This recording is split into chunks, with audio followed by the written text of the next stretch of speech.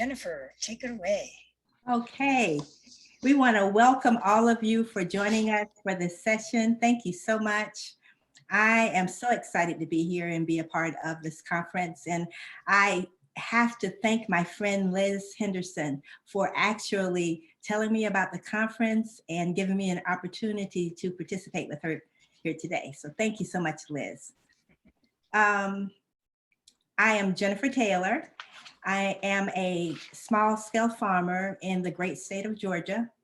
We grow using organic agroecology, farm strategies and practices to produce our organic certified vegetables and fruits and herbs that we grow all year long.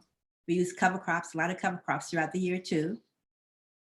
And at Florida A&M University, I am an associate professor and I developed our statewide small farm program.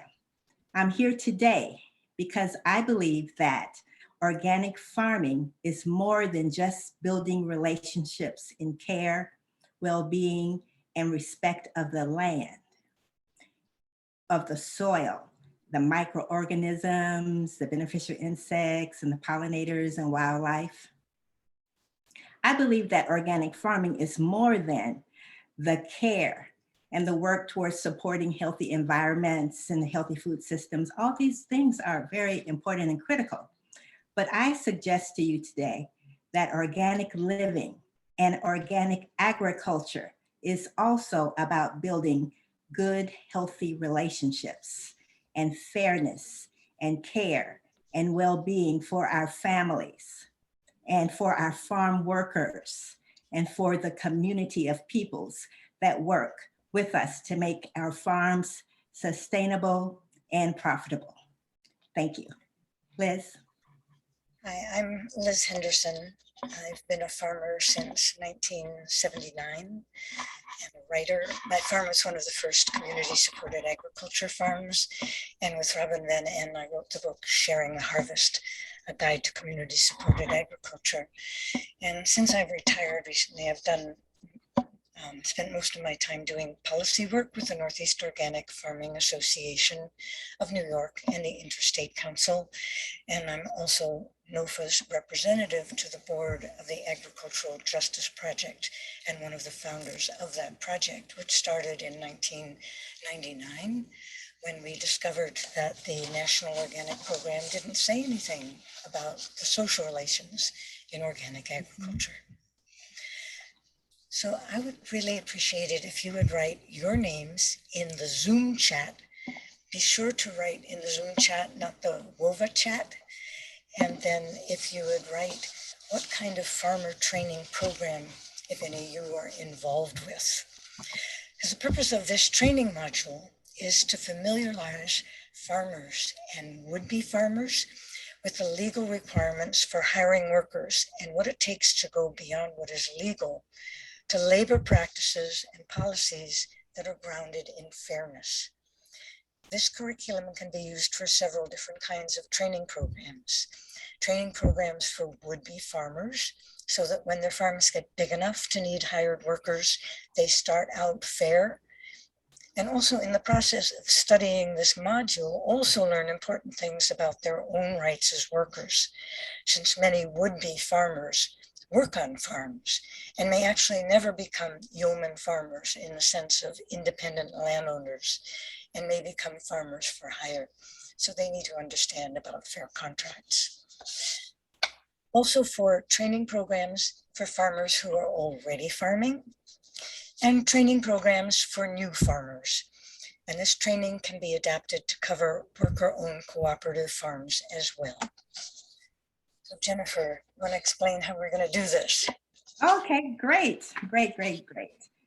Thank you so much. I thought I'd first maybe start out with a poem. Would that be okay, Liz? Okay. Absolutely. This is it's not a poem, let me say that. I'm calling it a poem because to me it's so heartfelt and reads so beautifully. However, it's actually lyrics from a song. It's called Innocent Lives by Common Hymnal. And it goes like this. Just to think of my little boys with dark hair and dark skin, how to tell them that they're not safe on the street. And for us, how to tell them that they are not safe on the farm. Where do I begin? To say justice is blind is a short-sighted lie. If color don't matter, why is color first to die? I am calling for change. To the injustice, stand and fight. I'm begging that we will set this right, that we won't lose more innocent lives. Just to think of all that's lost when violence steals a life. Oh, humanity, why do we become the ugly side?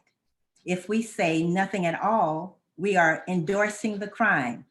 It's time that we stand up and regard the human life. I am calling for change, through all injustice, stand and fight, and we will protect those innocent lives. And that's it. Thank you for the moment to hear such a thing. I just thought it was so beautiful. And you should go there and hear the song. It's so beautifully sung. So we have a treat for you today. And everybody has such a common, similar name. We're going to have to switch it up just a little bit here. But Liz and I thought that we would do something a little different here today. We will ask everybody to pause as you enter the space and breathe and release your identity, release your ID, okay? And what we would like for you to do is to take on the role of a small farmer, a large-scale farmer, and farm worker. And this is how it will work. This is how we thought it will work. So we're looking at last names in this case. I think all last names, first names are pretty similar, but last names have some change. Okay. And so the letter, if your last name, if your last name starts with the letter A through G, then for this session, you are in the role of a small farmer. Okay. Everyone whose name starts with the letter H, the last name starts with the letter H through J, you will be a large-scale farmer. And all the remaining alphabets from K through Z, you are farm workers, migrant workers, and sharecroppers. Did that divvy up everybody? Okay, great. So now everybody's role has been changed. Thumbs up if you are in the same role that you walked into this space earlier. When you came into this session, you were already a small farmer. Are you one now still? Nobody, okay. Anybody a large scale farmer that was one before they came into the room? Okay, or a migrant worker or farm worker? Anybody that was a farm worker before they came into the room? Okay. So as you hear Liz discuss the guidelines for living expressed in this training, and we're developing this training as we go, we ask that you react to the information that you hear from this new role and identity that you have in this space, through the lens, so to speak, of your character. And as you have questions or if you have comments, we ask that you ask them with the voice and the lens of your new identity. And I now pronounce you small farmers, newly engaged small farmers, large scale farmers, and farm workers and migrant workers. You will have an opportunity to change back to your ID at the end of the session when we have our evaluations and take on your comments. But we ask that you remain in character as you speak and as you ask your questions. Thank you. Liz, can you proceed? Okay, thank you. So I'm going to do the training. Here we go. And please put your questions as we go along in the Zoom chat, not the other chat, the Zoom chat.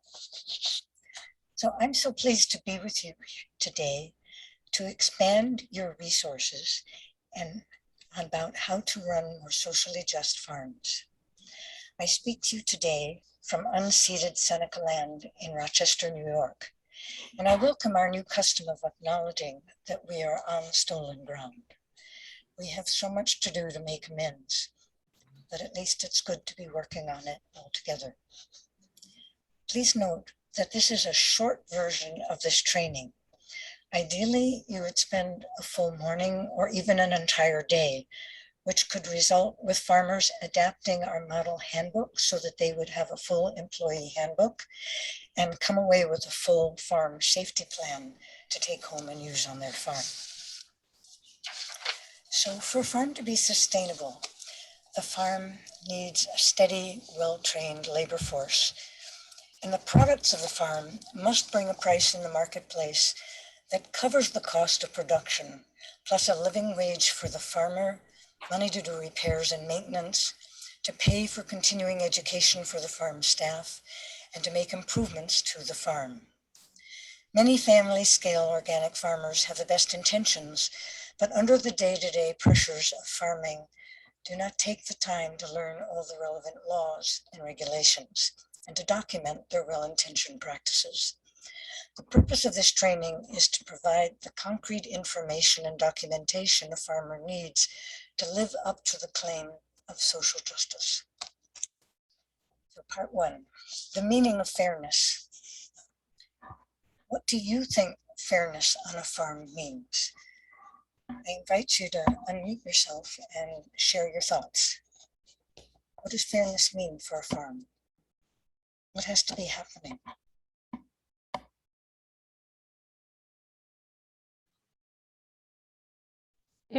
So the question is, in general, what does fairness on a farm look like?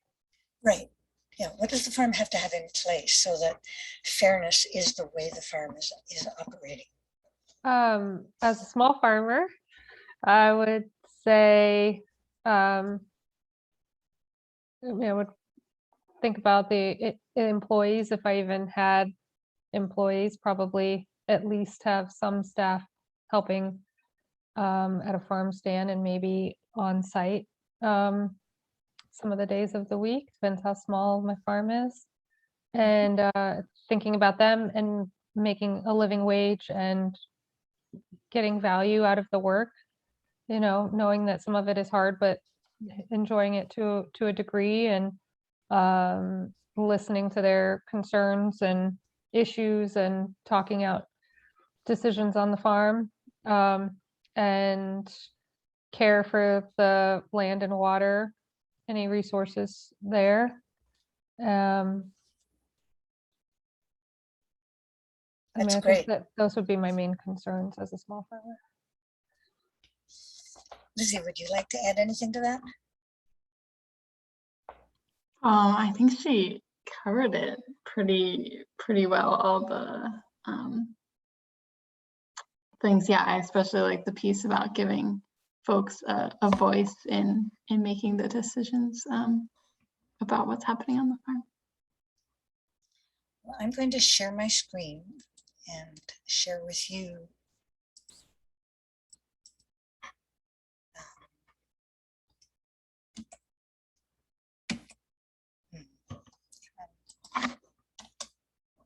this is the iPhone principle of organic agriculture, and it's a really comprehensive statement about what fairness means. iPhone has 4 principles: ecology, care, health, and fairness. So organic agriculture should build on relationships that ensure fairness with regard to the common environment and life opportunities. Fairness is characterized by equity, respect, justice, and stewardship of the shared world, both among people and in their relations to other human beings. So for iPhone, it's not just relations between human beings, but between human beings and all of the other creatures as well. And it means that all of the relationships in conducting work together or trade together are also characterized by fairness for everybody: farmers, workers, processors, distributors, traders, consumers. Everyone involved should have a good quality of life and contribute to food safety and the elimination of poverty. So I think this is a really comprehensive understanding of fairness that is a helpful guide to thinking about what we need to have happening on our farms and in our agriculture in order to really live social justice. In the United States, we can't talk about fairness in the food system without first talking about systemic racism. There is no way to understand the way farmland is distributed and held, the way farm work is done and who does it, the way farm workers are treated and paid, the federal laws governing farm workers, without acknowledging the role of racism. Leah Penniman has written, from the early colonization of the Americas, our food system has been based on exploited labor and stolen land. The long history of oppressive systems goes back to the genocide of Native Americans, to the enslavement of people, to the takeover of Mexican territory and murder of Mexicans by the Texas Rangers, onto Black codes, convict leasing, and sharecropping. Without looking at that history, it's hard to understand why huge disparities in food access and land access exist right now. I think Leah, in the piece that was in Acres USA, has summed up what we need to confront as we think about all this. So let me go on to talking about workers' rights. In the resources for this conference, there is a section titled Documents. And in the documents, there's a document that's called Workers' Rights. There are actually 4 documents for this workshop. One is Safety Guide, one is Workers' Rights, and there's Farmers' Rights, and then there's Conflict Resolution. So I hope you'll take the time to unload all of those resources so that you will have them for use now and later. So I'm going to give you a quiz on workers' rights to see how up to speed you are on these issues. Please use the raise hand function. You know, it's down at the bottom. There's a little section called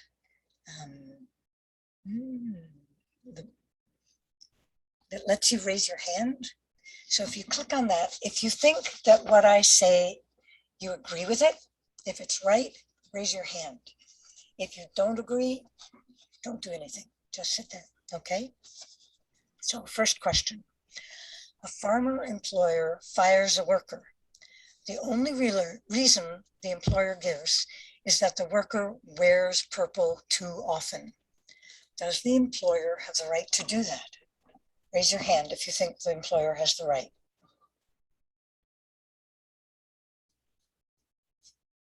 I don't see any hands going up. Nobody thinks the employer has the right?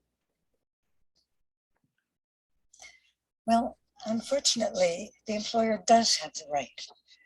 As 49 of the 50 states of the United States are at-will law states. And under at-will law, an employer can fire somebody just like that. Okay, all right. Question 2. A farmer asks one of the workers to switch to a different work site, which makes the commute to work much longer. The worker refuses. The employer fires her. Does the employer have the right to do that? Raise your hand if you think the employer has the right. Okay, I think hands are going up. Exactly. Under at-will law, refusing to go to a different work site is reason enough to fire somebody. Does anybody know what the limitations are, the legal limitations to at-will law? Can anybody explain what they are? Because there are some limitations.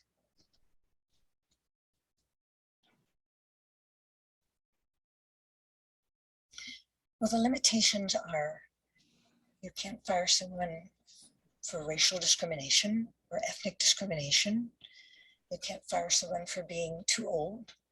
And you can't fire someone because they're sick. And there are some other kind of detailed limitations.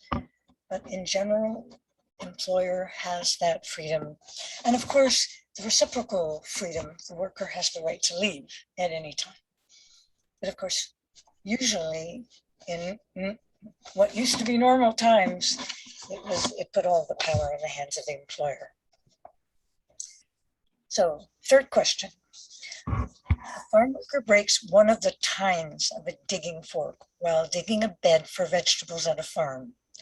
The employer deducts the value of a new fork from the worker's pay. Does the employer have the right to make that deduction? Raise your hand if you think the employer has the right.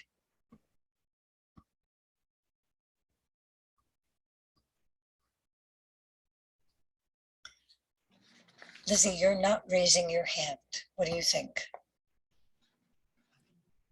Yeah, I wasn't sure. I feel like maybe yes, but I'm just, yeah, I don't know. Does anybody know what the real answer, the right answer is to that?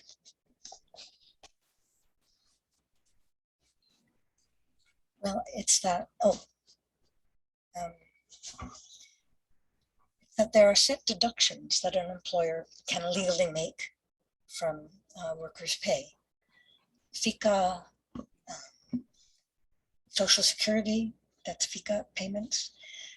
But you can't just add other deductions. If an employee asks that deductions be made, say for divorce payments, then, and it's in the interest of the employee to have that deduction made, then the employer can also make that deduction. But you can't just arbitrarily add deductions. Okay, question 4.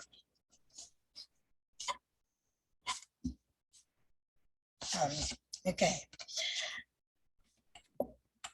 A worker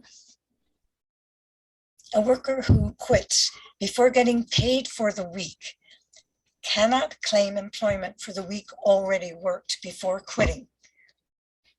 Raise your hand if you agree.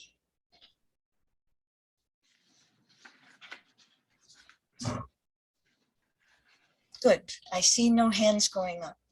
Of course, a worker can claim to be paid for the work they've already worked. An employer can't let you work a week and then fire you and not pay you. That even under American law, that's nonsense. Okay. Next question. Employers can require a week of free labor to test and observe whether a worker can do the job. What do you think? Raise your hand if you think an employer can do that. A week of free labor. Good. No one thinks that's possible. No, that is really wage theft of the worst exploitive kind. Okay, next question. An employer can fire a worker if the employer received a notice from the Social Security Administration indicating that the worker gave them a bad Social Security number. Can an employer fire somebody for that reason? Raise your hand if you think they can.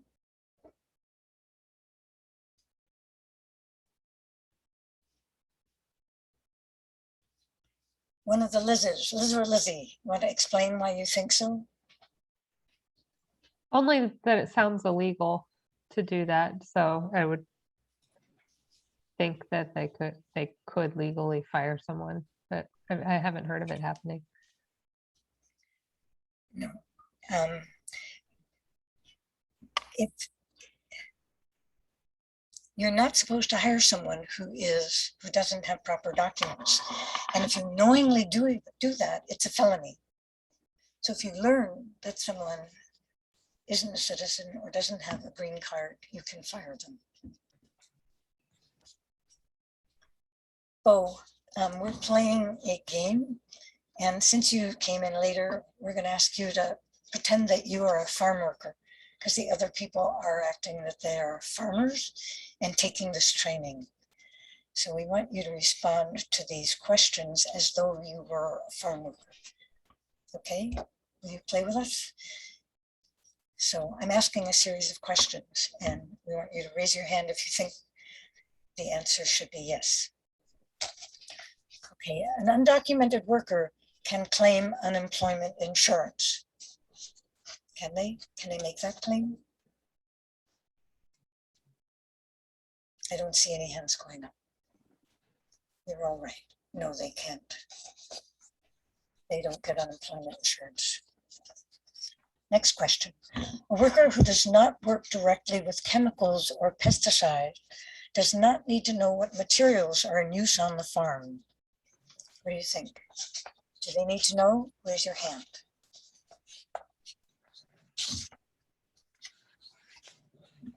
Was the question if they need to be informed or if they don't need to be informed? They need to be informed. Even if they don't personally spread those chemicals. Lizzie, you want to explain why you think they need to be informed? I think of that as one that is tightly regulated, and if you're going to be out in the field or harvesting or anywhere nearby, you have to be trained on it or informed. I would hope. A lot of these I hope for, and the opposite is true, so just not sure. I think the legal training is that the people who are using it and the people who are close to it have to be trained. But fairness would require that everybody is trained. Everybody needs to know what's being used on the farm and to which they might be exposed. So next question. When a worker receives her paycheck, she has a new deduction from her pay. She goes to her supervisor and asks what the deduction is for. Does the worker have the right to ask? Raise your hand if you think she has the right.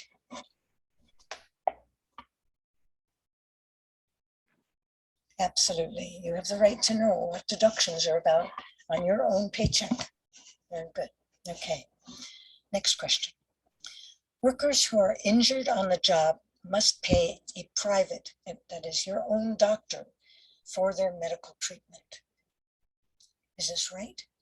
Do you have to pay for your medical treatment if it's an on-the-job injury?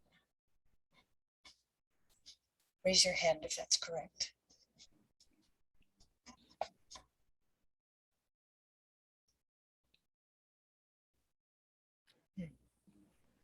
Ever heard of workers' comp? Farms in most states are supposed to have workers' compensation, and that pays for an on-the-job industry. In some states, people aren't covered. And in some states, nobody has to be covered. But in the Northeast states, all of the states require workers' compensation. Okay, last question. And this is a tricky one. Oh, here's somebody else who wants to get in. Good, okay. Federal law and most state laws do not guarantee agricultural workers the right to time and a half for overtime. A worker on a farm spends a week driving a truck to make deliveries, assisting in the farm office, and selling food at the farmer's market stand, and puts in altogether 50 hours of work that week. Should that worker expect time and a half for the 10 hours over 40 hours a week? Can anyone answer that question? Should they get overtime or not? They won't receive overtime, but should they is another question, right? That's what you're asking? Does everybody agree with that? I mean, in New York, at least. That's right. In New York, that would be so. And in California, also so. But actually, it's somewhat more complicated than that. Let's see. Get the next.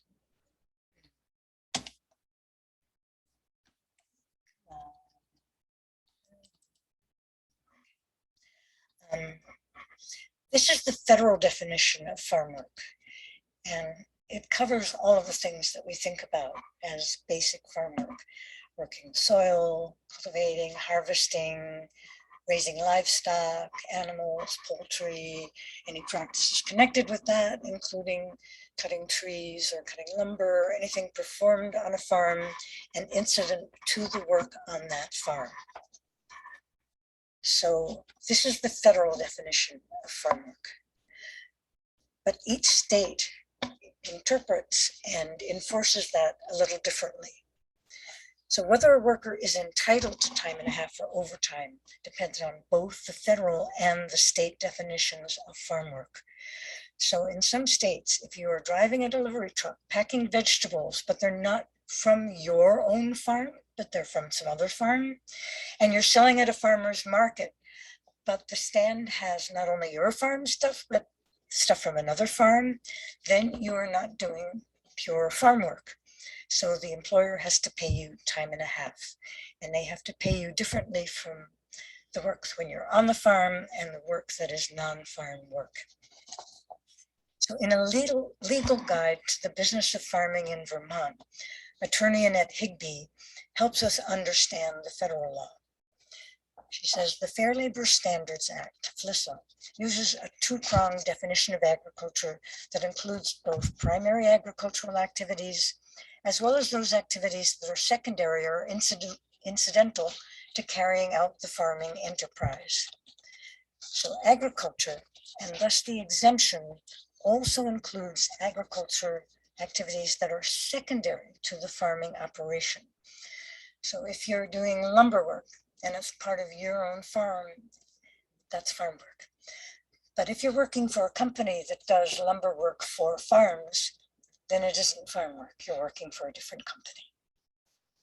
So it's a little bit complicated, and it's something you need to pay very careful attention to when you are deciding how much you're going to pay people.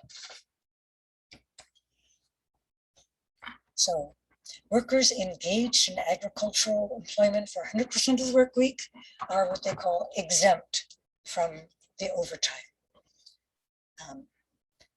But if it's more complicated and they're doing other work or they're doing work for another farm, then they do have to be paid time and a half for that overtime work. So here's a quick review of the basic rights that a worker has: to be paid minimum wage and overtime, to work free from discrimination based on race, color, ethnicity, gender, sexual orientation, disability, being pregnant, or age, to have a safe workplace that does not pose a risk to your health or safety, and to get workers' compensation if you're injured on the job or get sick because of work. In most of the Northeast states, that insurance is sold privately. In New York State, there's state and private insurance sold, but the farm has to pay for that insurance. And finally, to work free from sexual harassment. All workplace rights apply to all workers, whether they're documented or undocumented. So even undocumented workers have these basic rights, and they must be paid for all the time that is the actual farm work. Traveling to work doesn't have to be paid, but traveling within work. So if it takes you an hour to get from one field to another field, your employer has to pay you for that travel time because it's part of your work.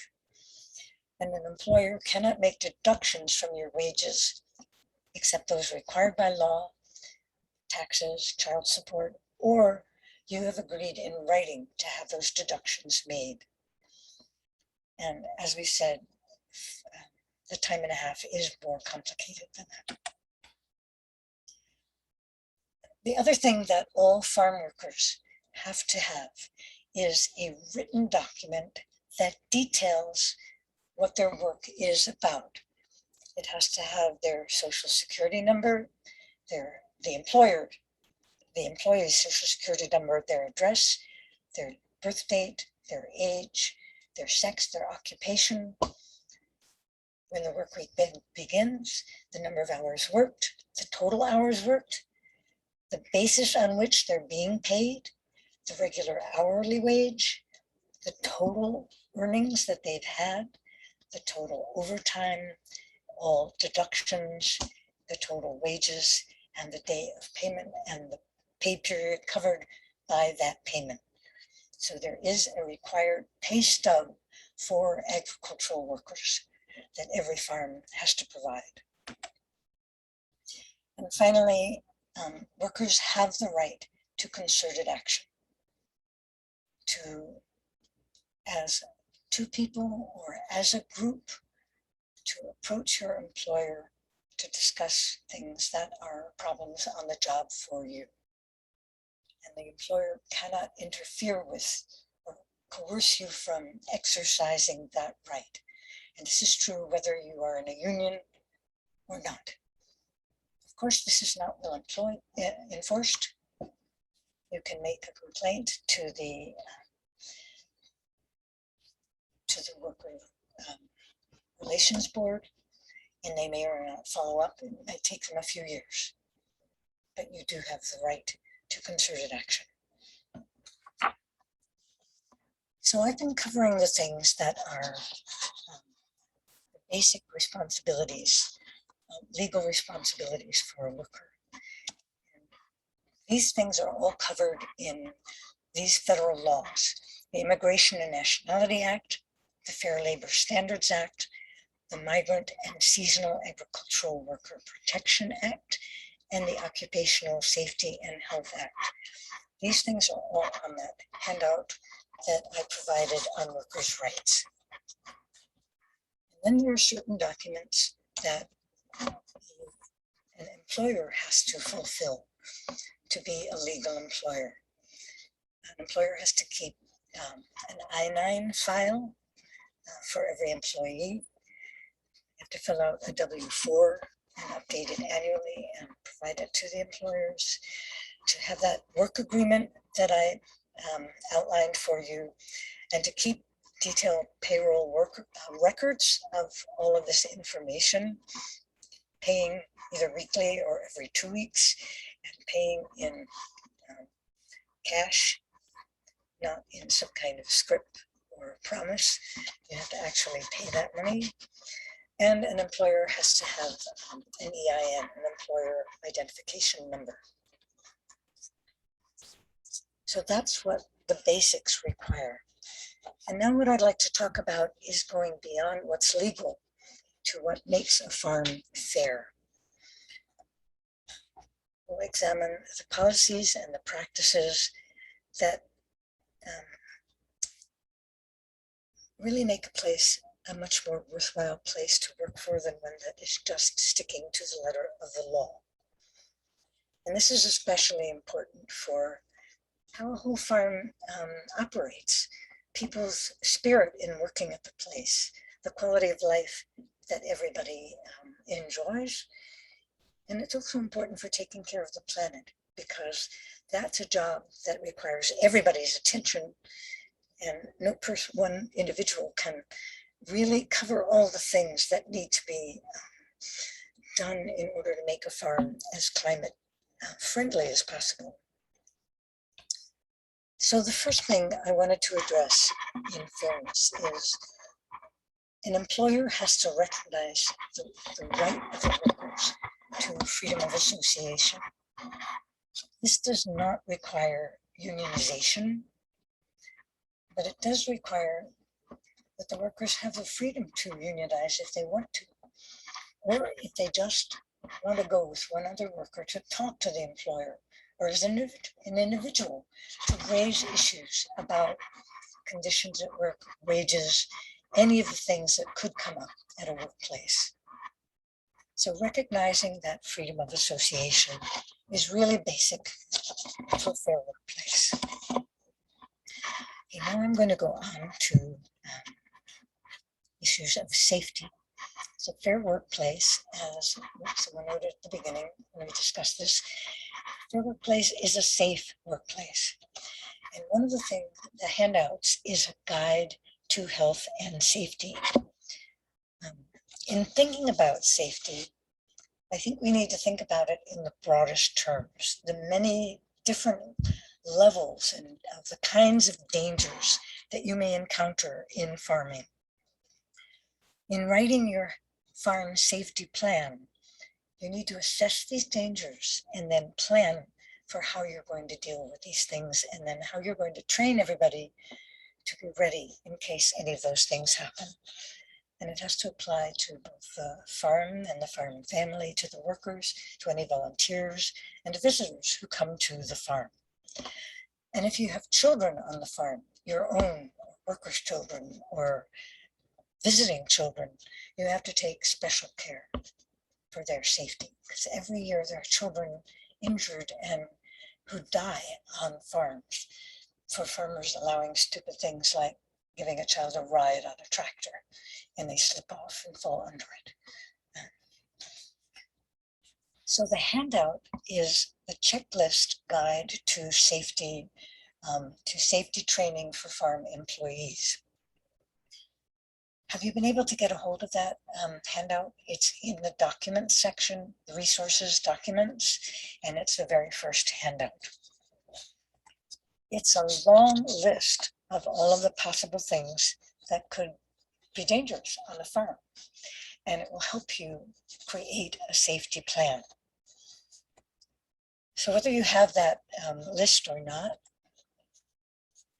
let's just take one of the headings, noise. What would you do to make your farm safe against noise pollution? Just one idea. What would you need to have available on the farm?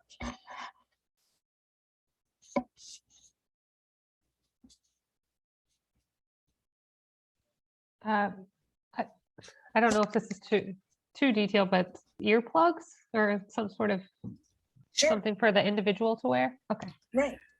Earplugs and people who know where they are and know when they have to wear them. So that would be part of your plan. It might also be if there's big noise from equipment and the housing for the workers is fairly close from that, you might want to have some kind of way of protecting the housing from the noise of the equipment, or protecting neighbors from that noise. But you can take this whole list and walk around your farm and see what the problems are and make a plan.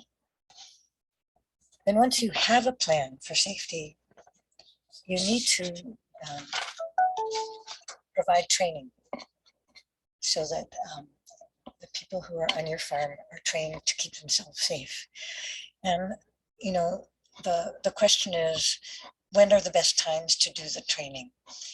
Usually it's when people arrive at the beginning of the season, but if people come spaced out over different times, you might need to have several different trainings.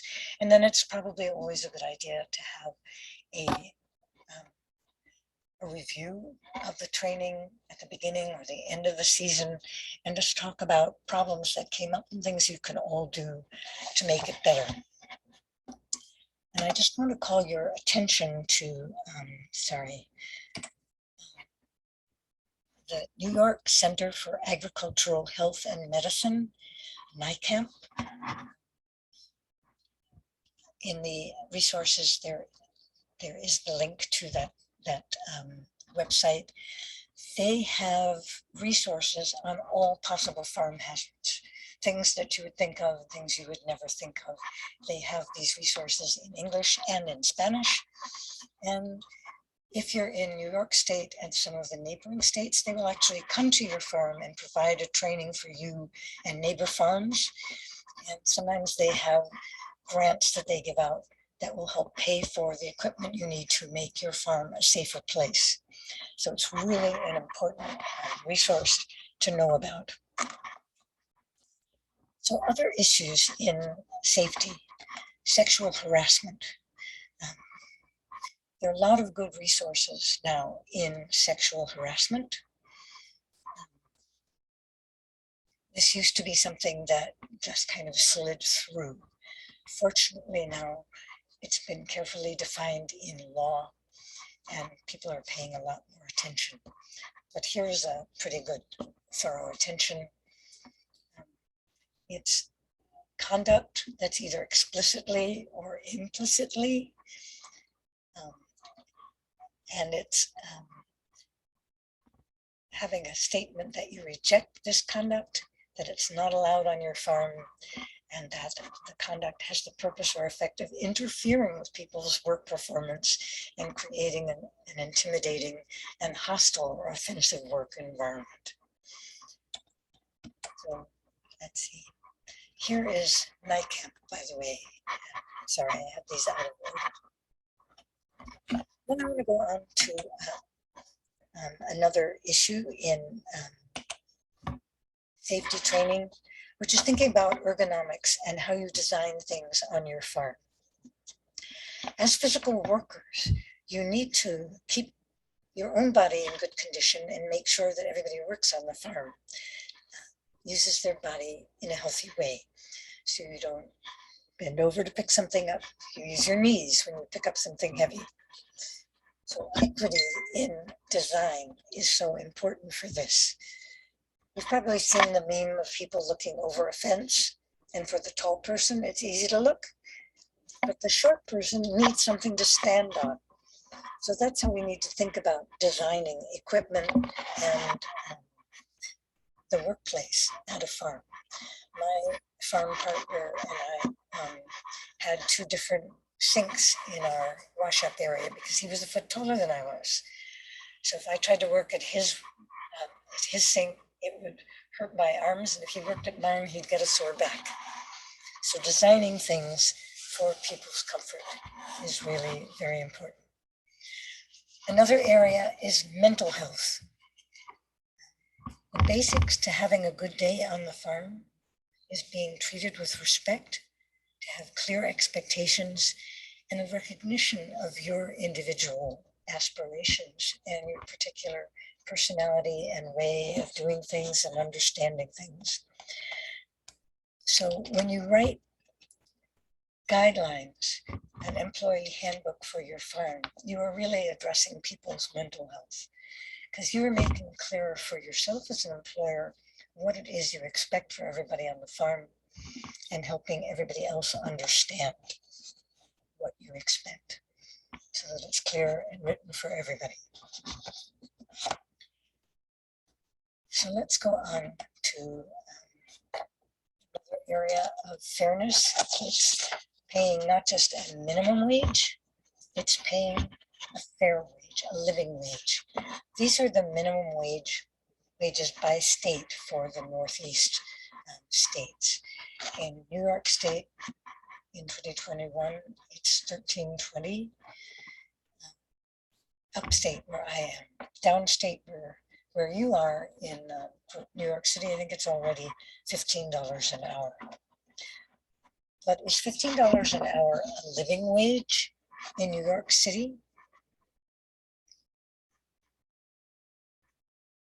What do you think a living wage would be in New York City?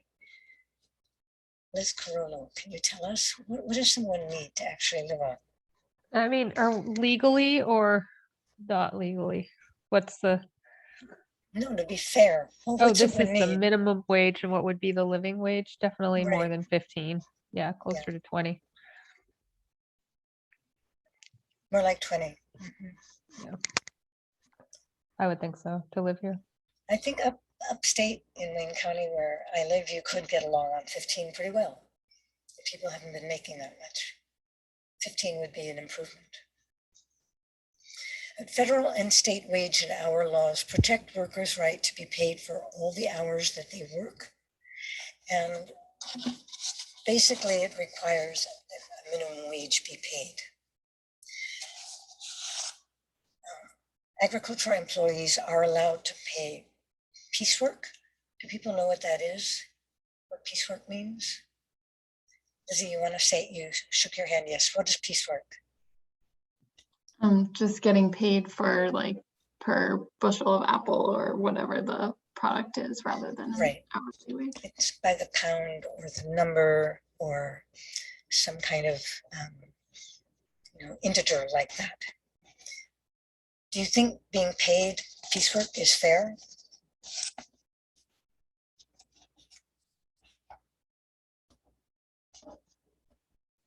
it doesn't likely come with a lot of protections or benefits or security. But maybe somebody would like to have some version of work like that, but I think overall probably it takes advantage of the worker, would be my guess. Well, for a young, healthy worker, they might make more being paid by the piece. But for older people or anybody who's sick, they need an hourly wage. And then a fairer way to recognize exceptional speed would be to pay the hourly wage plus some kind of bonus for faster picking. Doesn't that sound a little more fair? So living wage is not a specific wage all over the country. And there are very good calculators for helping you figure out what a living wage would be. The Agricultural Justice Project on our website has a calculator, but there's also the MIT living wage calculator. And there are many localities that have already calculated what a minimum wage, what a living wage is. So you can look it up. And if you can't pay a living wage, what makes it fair would be to work together with the people who are on your farm to make a plan for getting to where everybody can make a living wage. So the Agricultural Justice Project includes in the living wage adequate nutrition, clothing and sanitary needs, health care, child care, transportation, housing and utilities, plus some savings.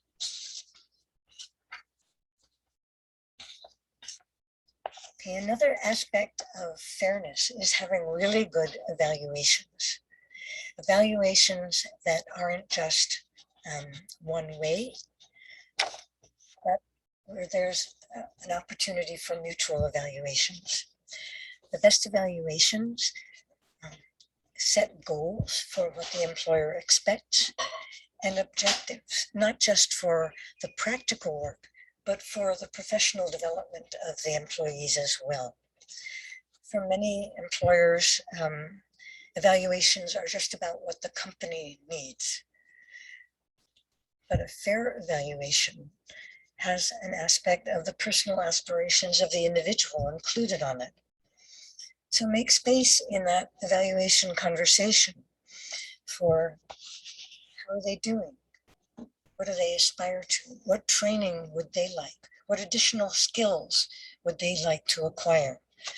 So that care for someone as an individual will make them much more committed and much likely to stay and continue working on your farm. Particularly if you speak to the issues between evaluation periods. An evaluation is not just a gotcha kind of session. And if you also give a chance in the evaluation for the employee to say how they've experienced your management, you will grow as a manager and learn things as well, and not take that personally and retaliate. So have a two-way evaluation. And the final issue that I wanted to talk about is conflict resolution.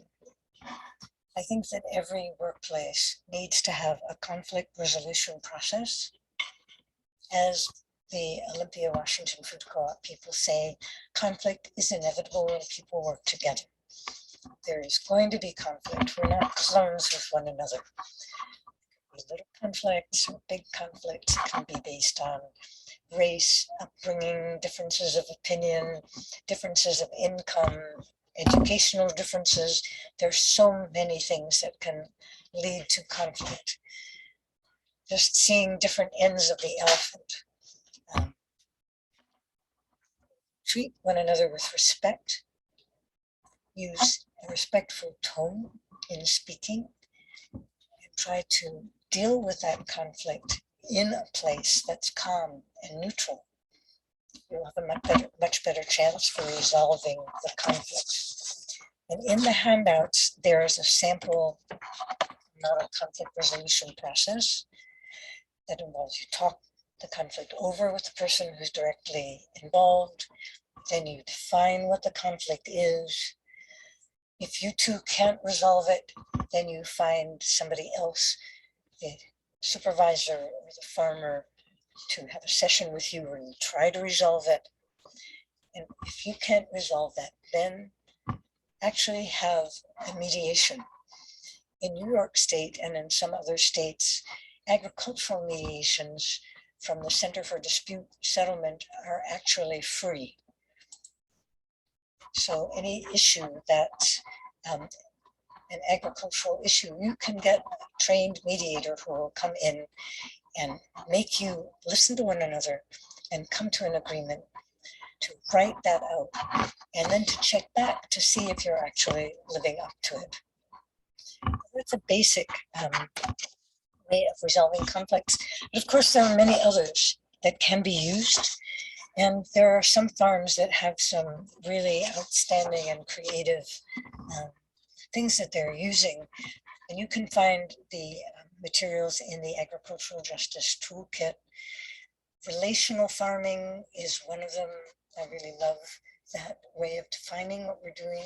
It's not just the work that we're doing, but it's how we're working at it together. Real talk, where at least once a month you take the time to have each person meet with each other person to talk about how you're doing, and then courageous conversations. So we have some resources for this if you want to explore them. And finally, in the toolkit, the Agricultural Justice Project has a model employee handbook. So if you would like that handbook, please put your name in the chat and I will send you a copy to it. So I'm going to stop sharing my screen. And now we're going to go on to questions and answers. Jennifer, could you kind of conduct this session? Yes, I would be happy to. Thank you so Thank much, you. Liz. I learned so much. I have a question, and I don't know if I missed it or not, but is there any kind of regulation about providing good, I'll use the word good housing for farm workers or migrant workers? That's really on the state level. It's not federal law. Uh-huh. So some states have fairly strong regulations about housing. Mm-hmm. The regulations for housing H2A, that is guest workers, are actually in New York State are stronger than the regulations for local farm workers. Mm-hmm. So if you're providing housing for someone who's, you know, Yeah. a domestic worker, Mm-hmm. Mm-hmm. it might be inspected, it might not. Mm-hmm. H2A housing is inspected every year in New York State. Mm-hmm. And I believe they're fairly careful about housing in California as well. Mm-hmm. But housing for small farms often escapes anybody's attention. Uh-huh. Uh-huh. And I know from farm worker organizers that, for example, on small scale dairies, where there are only a couple of workers housed in trailers, the housing could be really, really bad. Mm-hmm. And no one does anything about it. Right, right. I don't know about Georgia or Florida. I don't know either, but I just wondered, I saw that kind of missing in the information. I wondered how that, fit, or was there a fit for that? Uh-huh. Under the Agricultural Justice Project standards, we require that housing be kept at a comfortable temperature, Mm-hmm. that it be safe and clean, that the Mhm. person who lives there be free from intrusive barging in by their employers or supervisors, Right. that they have the right to have guests. Yes. That is so wonderful. And how good that must make I would think, the employer feel about doing good towards another person, and not doing the least common denominator for a person, but actually trying to do good on behalf of their workers.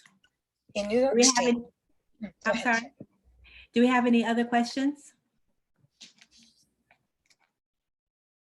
Let's see, are there any questions in the chat? Or Lizzie, do you have, Thea, any questions? Yeah, thank you, Liz. That was really informative and helpful.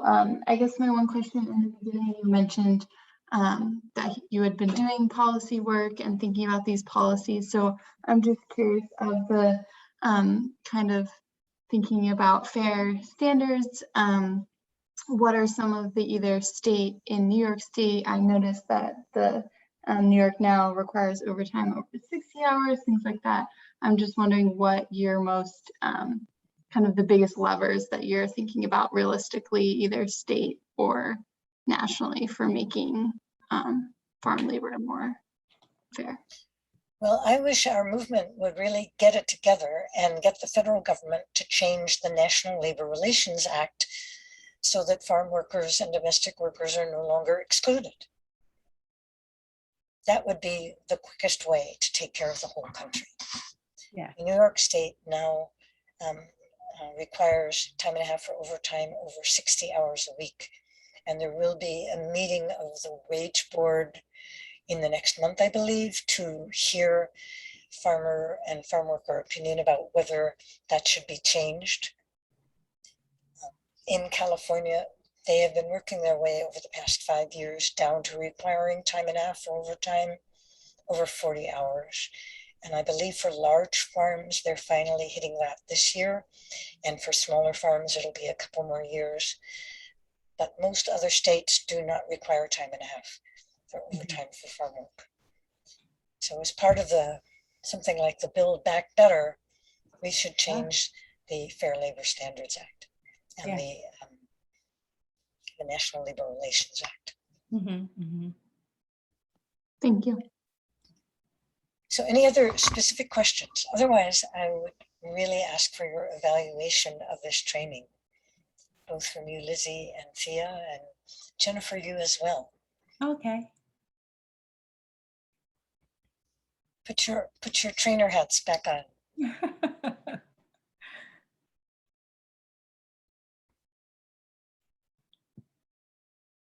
So what did you learn from this training? Did you learn anything? Yeah, it was really helpful to have all of this information compiled in one place to be able to refer to and use and think about with the decisions. We don't operate our own farm, but we get a lot of questions. So just to be able to support farmers and farm workers that we may be working with, I think that was most useful. And if we're going into evaluation, I really appreciated the way that you're bringing in us all as being like asking questions from someone's perspective. And I thought that was a really fun way to cover this topic. Thank you. Yeah, I agree. I would say I really enjoyed the interactive piece of having to think through the questions, because you can think, oh yeah, I understand how this works and I know that overtime isn't included, but then when you give the actual hypotheticals about some of those other pieces like at-will employment or things that kind of apply across the board, but you haven't thought about in the context of farm workers. So I thought that was really helpful. Great. Thank you. Who do you think benefits from fair labor practices?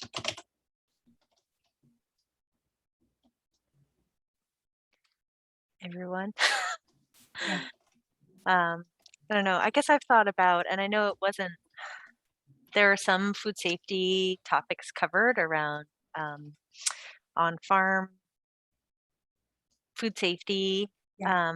And I guess I have been doing a lot of thinking. So my background is actually in food service and like restaurants. And I feel like there's a lot of injustices I see also in the food system in that part, in the processing part and of the food system, and restaurants in general, food production, or like that next step.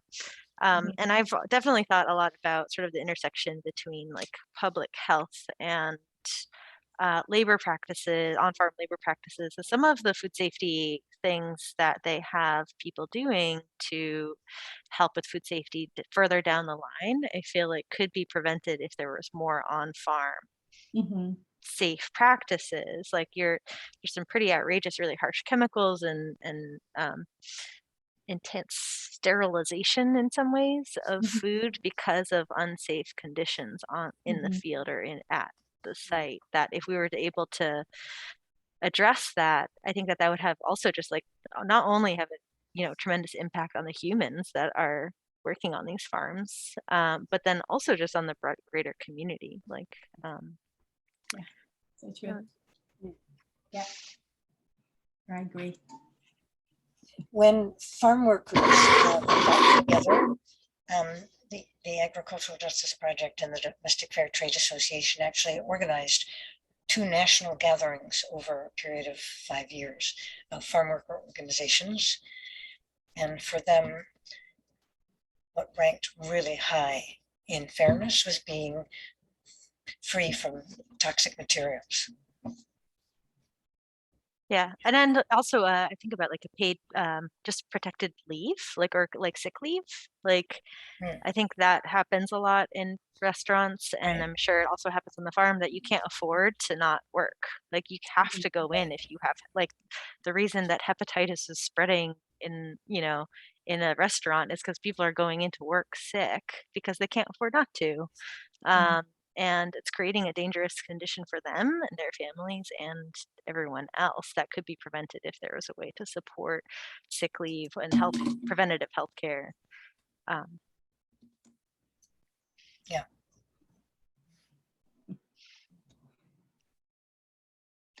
I'm so sorry, Liz. I think I'm going to make you the host. I have to duck out, but it will continue recording while you guys finish your talk. Thank you. Okay. Thank you. Good. Yeah, Thanks, thank Thea. you Yeah. both. Thank you. So Thea, I would appreciate any other thoughts that you have about this training and how we could make it better. Yeah, I don't know if I have any with this, I don't know if I have any solid set feedback. That is Okay. great. Thank you. Yeah. Thanks. Thank you. How about you, Lizzie? Any ways that we could make this a stronger training?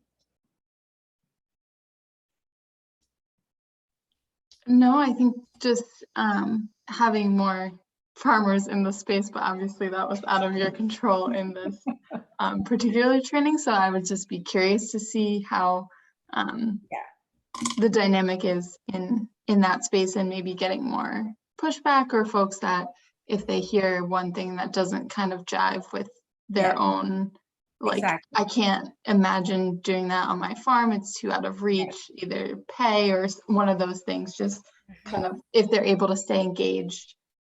Because obviously all those things sound really great to me, but if I have a lot of differing priorities and I'm thinking about the viability of my my farm and what have you, just how to keep folks engaged in that.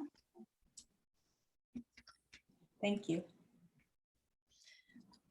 With the education you're getting at Tufts, what are you thinking of doing? Yeah, I would love to work with farmers in some kind of capacity, educational capacity, either through like a cooperative extension or like a state department, like coordinating. I guess that's a slightly different kind of in that niche of food systems work within either of those two entities, or also in a nonprofit that works with farmers, of which there are many wonderful ones represented at this conference. So yeah. Right. Have you worked on a farm yourself before? I have a small scale, like vegetable, more of a garden, but called a farm. But then when I did the gleaning work, we would go onto a number of different farms to harvest their seconds of primarily apple orchards in Pennsylvania. Jennifer, do you have any suggestions about the training? Any thoughts that you have? Oh, let's see. I don't know of anything so much different that we could do, other than if more people were in the room, you know, that whole dialogue and exchange would have, I think, would have been broader. But perhaps, but I can't think of anything else right now, but I'll be thinking and let you know if I think of something. Okay, great. Yeah. What about you, Liz? Having gone through it now, how do you think? Do you think anything could have been different or better or changed? It's hard for me to evaluate what I'm doing while I'm doing it, really. Okay. Yeah. But Yes, I would, yeah, I'm I would have sorry. enjoyed a bigger audience. Yeah, a bigger audience would have been interesting for the dialogue, you know, intersecting. But and then an in-person dialogue, I think, session would be impactful too, you know, with the assigned roles and going through everything and taking time for information to digest and people to come up with their own questions too. I've done a full day, like 6 hours, Okay, that I call 5 steps to a fair farm, okay, where we spend time on each of those headings. uh-huh, And in the ergonomics session, we actually do some exercises and stretches okay, so that people get an idea of things that you can do to stretch your back. yeah. Interesting, interesting. So have you ever done this workshop with migrant workers and farm workers No, as a primary population? I think that would be interesting interplay that and would be very knowledge interesting. sharing, you know, on your part to share the knowledge and to hear the interaction and hear how they feel about the information that probably their employer is not doing, you know? Mm. Yeah, to hear their rights. That's what they would be hearing at that point. Well, I Their think rights. that Kata, which is one of the members of the Agricultural Justice Project, Yes. does that kind of training. Mm-hmm. They do trainings on workers' rights. Mm-hmm. And there are a couple of workers' centers that do that around the Yeah. country as well. Yeah, that's great. Great, great, great. Well, I guess we should call it a day with this. Okay. Everybody's left us. So Great, great job, Liz. Great job. That was wonderful. Thank you. okay. Thank you so much, Jennifer, Yeah. for Yes. being the very gracious hostess. And I love the poem, the song. I need to get and hear the music. You need to hear it, Liz. It's so beautiful. It's absolutely beautiful. Yeah. Send me a link. I will. I'll send you the link. Okay, Yeah. great. Okay. Okay, thank you. Appreciate you so much. Thank you. Okay, bye-bye. Thank you. Bye-bye. Take care. Take care. Bye. Thank you. Oh, I'm going to save the chat. Yeah, save the chat before you go out. Got it.